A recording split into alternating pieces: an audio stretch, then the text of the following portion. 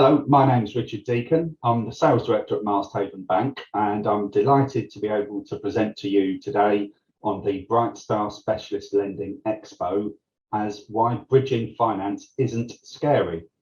So without further ado, I'd like to share my screen with you and go through some bridging basics.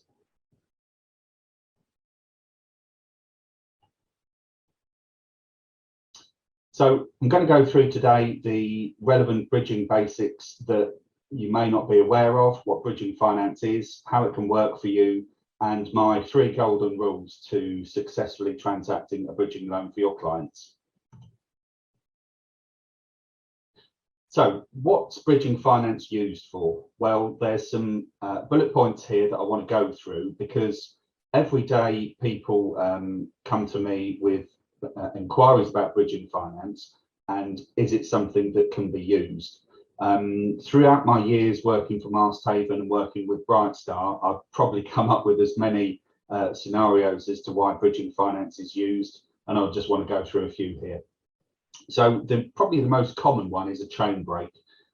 This is where a customer is in a chain, as I'm sure most of you would be aware of how a chain works with regards to buying and selling property, but something happens in that chain.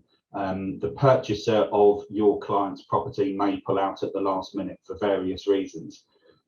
Specifically, lately, of course, there's been COVID complications where people have lost their jobs, they've been furloughed, or something else has come up in their life where they can't complete on the purchase of your client's property. So your client is in the mire. They don't know what to do. The client has pulled out of the purchase of their property and they need something. They need someone else to buy the property, ideally, but that doesn't happen. So a bridge can be used to keep the chain alive, and bridge the gap. And basically what you're doing is you're taking a charge on the property that they're selling, or indeed the property that they're buying, to bridge the gap between buying the new property and selling their current property. Basically, you're buying the customer time to find a new buyer for their property. The second one is downsizing. This could also mean upsizing as well. This is typically where you've got elderly clients. They may be living in the old family home that they've been in for years and years. The children have flown the nest. It might be a big 5-6 bedroom detached house, and they no longer need a property of that size. They wish to move to maybe near their children because there may be childcare for their grandchildren. They may be doing the school pickups as their children are going to work. So you might think to yourself, well, why can't they just wait normally and purchase the property as normal people will do? The thing with this is, again, you're buying time. There may be only 1 or 2 properties in that area that they specifically want to live in that have come up in the last 2, 3, 4 years, so that these properties are going to be snapped up very quickly, especially now when there seems to be a property housing boom. What the bridging loan will do is we will take charge over their current main residence. Generally speaking, this is unencumbered in my experience, and we will use that bridge to purchase the new property that they wish to live in, whether it be, a care assisted place or a bungalow that they have mobility issues in or something like that. Essentially, they're looking to buy before they've sold. And as I say, whether this is they're upsizing, a younger family who have worked hard and their earning income has increased and they're looking to buy something bigger and nicer, but again, it's the right time, the right place, and they just want the property. They don't want to lose that property. Or as mainly it is the older generation wish to downsize, as I said before, to a bungalow or to be near their children and their grandchildren. So people are buying time to, again, sell their property. Auction purchases, that's one of the mainstays of bridging finance certainly since I've been in bridging finance the last 15, 20 years. Auction purchases are typically a 28-day turnaround from when the gavel falls and the client pays their 10% to completion. This is because the person putting the property into the auction wants their money quickly. It could be a repossession. It could be a property that needs works doing to it and they want to get rid of it quickly. So our client, your client, wishes to buy the property at auction, generally at a good price, and they will then put their 10% down on the day and have 28 days to complete. Now, the mortgage generally won't go through within 28 days. It will probably take a lot longer than that, and bridging finance certainly can complete that quickly. And this is what it's used for. With the exit route, i.e. how you're going to get out of the bridge, the standard buy-to-let or residential remortgage after purchase. This sort of ties in with the next bullet point, which is completion deadline pressure.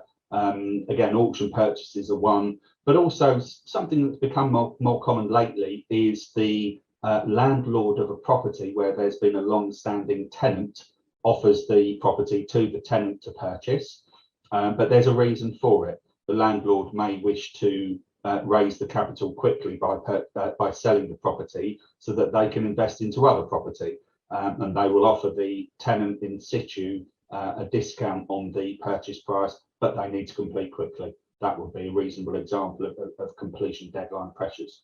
Unmortgageable properties, the next three really, unmortgageable properties and properties needing development and conversion and remodelling, to a lesser extent self-build, but I'll move on to that. If you look at the latest ASTL figures as to the uses of bridging finance, unmortgageable properties or refurbishment projects are quite high up on the bridging finance scale of what bridging finance is used for. This is mainly for two reasons. The first reason is, as the bullet point says, the property is unmortgageable. So sometimes you find this at auction as well, where the property is in a poor condition, maybe because it's a repossession, or it may be a property that an elderly person has lived in for some years and it's not habitable for the mainstream. You wouldn't want to put your family in there. You couldn't get top market rent from a tenant because the property is in need of total refurbishment. For example, kitchens, bathrooms, windows, flooring, heating, that sort of thing. So the mortgage company may say, yes, we'll lend on this property, but we can't lend on it in its current state because it's against our policies and procedures. So whilst we'll say, yes, once the works are done and it's a perfectly habitable property, we'll lend to take you out, the bridging loan is used to purchase the property, and in some instances as well, raise money to do the works involved on the property to make it mortgageable. A bridging finance underwriter will look at property that you may think's a bit of a flea pit and go, yeah, that's fine. The bricks and mortar are fine. They may even look to do an extension to the property to make it bigger. They may look to go in the roof or something like that. Again, that's absolutely fine for bridging finance. This sort of moves on to the development and the conversion, where all over the country, but typically in the southeast, there's large Victorian properties that have used to be big family homes. These are quite easily converted into 2 or maybe 3 flats, apartments, but you're changing the internal reconfiguration of the property. So again, the mainstream mortgage market won't assist on this, but bridging finance will. Bridging finance is more than happy to look to convert properties and help the client convert properties with the exit route, i.e. how you're paying back the bridge, buy-to-let refinance. It also works the other way around as well, where a property's been converted into flats, and again, they wish to convert the property back into a single family dwelling, a large family dwelling. So again, if you think how it would work, you're going to be taking out 3 kitchens, 3 bathrooms, tearing down internal walls and then putting in 1 kitchen, 1 bathroom, some en suites or whatever it may be. So it's a real reconfiguration of the property. Where it goes on to the development side of things, you would be looking at properties that need planning permission, properties where they're looking to do side and rear extensions to increase the square footage of the property. I always liken it to an envelope. If you're going to change the envelope of the property, then it will need some form of development or heavy refurbishment facility. Self-builds are something, it's not the preserve of developers. If you look on any of the mainstream TV programs nowadays, Homes Under the Hammer and Grand Designs, there's a lot of people wishing to build their dream home, whether it be on a plot of land or whether it be conversion of a pub or a barn conversion or something like that. This is where the customers are looking to purchase the property, convert it, remodel it, make it into, their dream home, and then get the refinance on the back end. And again, this is a classic reason for bridging loans, and where bridging loans can really be used to effect. Capital raising is again, an obvious one. Bridging finance generally is a short-term facility. If it's a regulated transaction, it goes up to 12 months. If it's a non-regulated transaction, most lenders go up to 18 to 24 months. But again, this would be for maybe for business purposes, where a customer has property in their portfolio, maybe lowly geared or even unencumbered, and they wish to raise funds quickly so that they can go out effectively as a cash buyer to look to purchase other property or other stock. So that's the main scenarios that I get and Brightstar get on a daily basis, and hopefully that gives you some insight as to when bridging loans can be used.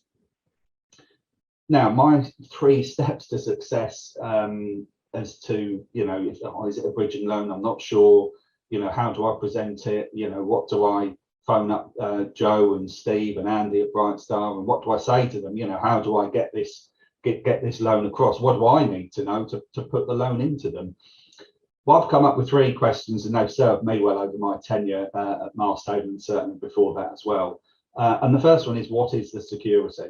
It's the first question I ask. I want to get a feel in my head of what we're taking charge over. So someone will say to me, Rich, the client wants to raise a bridge against their main residence, where they live with their family. And I think, fine, okay, I live in a normal house, in a normal street, in a normal town, but not everyone does. So what is the security? Is it a 3-bed detached?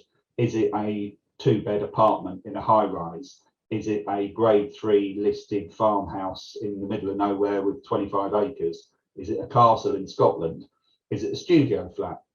Is it a converted pub? Is it a barn conversion? What is it? I always use the phrase of, if I went there today to have a look at the property, what would I see?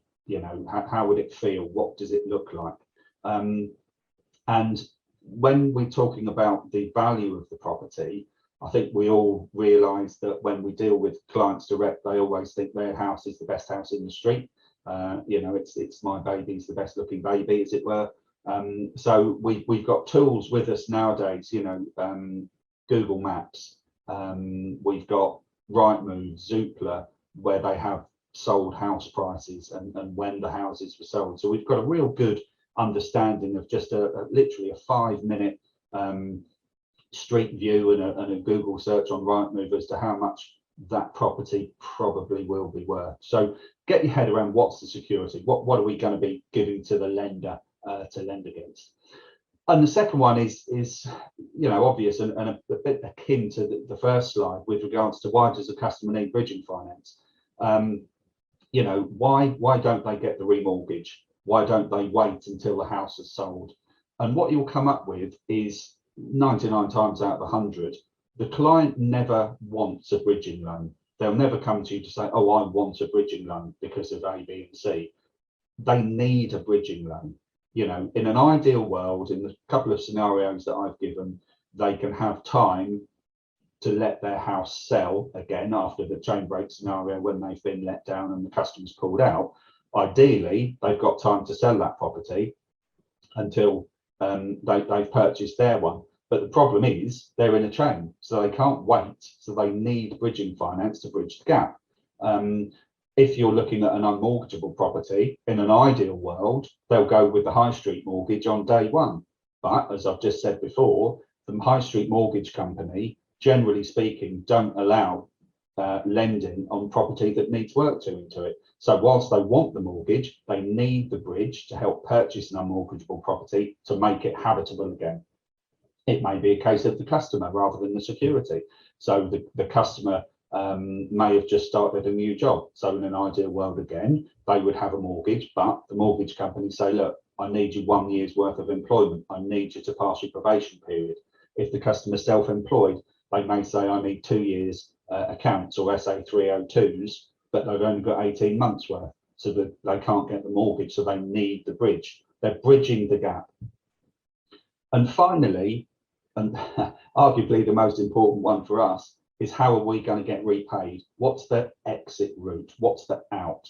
How are they going to repay this bridging loan that they took out to bridge the gap between exchange and completion? How are they going to repay the bridging loan on the property that used to be unmortgageable, but hopefully now is going to be mortgageable?